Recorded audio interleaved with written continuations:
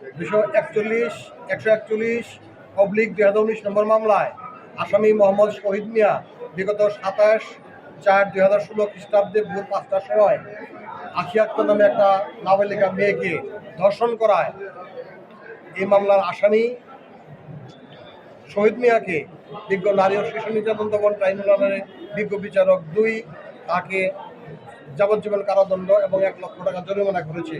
আমরা রাষ্ট্রপক্ষ থেকে এই মামলায় রায় অত্যন্ত সন্তুষ্ট।